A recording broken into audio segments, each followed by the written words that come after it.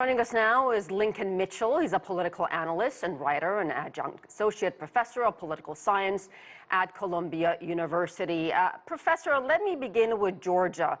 Do you believe the Trump tape fiasco will give the Democrats in this Senate runoff election an advantage, perhaps a momentum?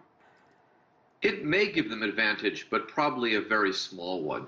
There's not a lot of undecided voters in this election, and both sides are already highly mobilized, so that tape is unlikely to really move a lot of voters. The one group it may move are suburban white voters outside of Atlanta who are a key swing group. So you move a little bit of those voters, you might help one or two of these Democrats get over the top, but it's not a game changer. If you had to guess, and I know I'm putting you on the spot, what do you think the outcome will be? Okay, well, since you're putting me on the spot, I'm going to hedge. The outcome will be that it's going to be very close. The Democrats win both those seats, which is certainly a possibility. That it will be disputed and it will not be resolved quickly. So even if, let's say, Ossoff wins by 1 point and Warnock, each of the Democrats, wins by 1.5 points, the Republicans will claim fraud and they will pursue that as best they can. That has become their new approach to elections. I don't know who's going to win these elections. If I absolutely had to bet, I'd say the Democrats win both, but I wouldn't want to make that bet. Another closely watched event, of course, the Electoral College count in Congress tomorrow, officially certifying President-elect Joe Biden as the next president of the United States. Some congressional Republicans, as you know, have vowed to object, to contest these results. Is this just drama, if you will, or noise?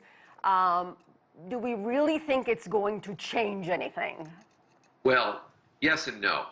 It is not. It's very, very unlikely to change the outcome. Joe Biden is almost certainly going to be inaugurated later this month as the new president of the United States. But it's not just talk, because it continues the Republican Party telling their supporters, don't trust elections, don't trust the institutions.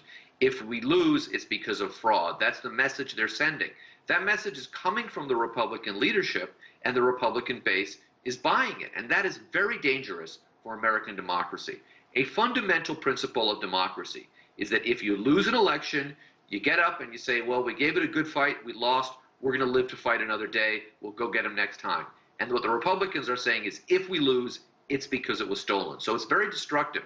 And these Republican members of Congress really should know better. But it's more important for them to stay on Donald Trump's good side. Let me put up a tweet that President Trump posted about Vice President Pence, saying the Vice President has the power to reject fraudulently chosen electors. What is he talking about? Well, I don't know if your viewers are aware of this. Donald Trump is not exactly a prominent American constitutional scholar. It's not clear he's ever read that document. The Vice President, as the presiding officer of the Senate, has to certify this. But if he refuses to certify it, it doesn't mean that the election didn't happen or that Joe Biden isn't the winner. So Mike Pence's ability right now is actually somewhat limited. The only, he could, if it comes to be that 50 Republican senators say, we reject this outcome, then he could certainly side with those 50, cast a tie-breaking vote. But Pence single-handedly cannot deliver this election to Donald Trump.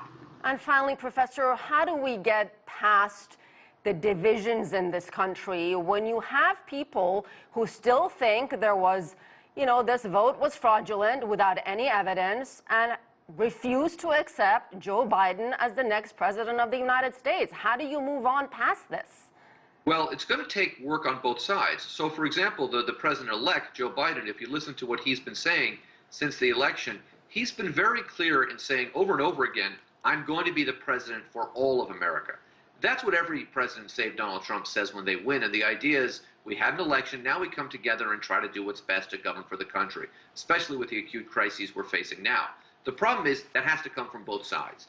And we need more and more prominent Republicans to say, we had a good election, we won some Senate seats, we lost the presidency, it's time to move on. We're not hearing that from the Republican Party leadership. And until we begin to hear that very loudly and clearly, it's going to be very difficult for America to move forward. All right, we'll have to leave it there. Professor Lincoln Mitchell, thank you.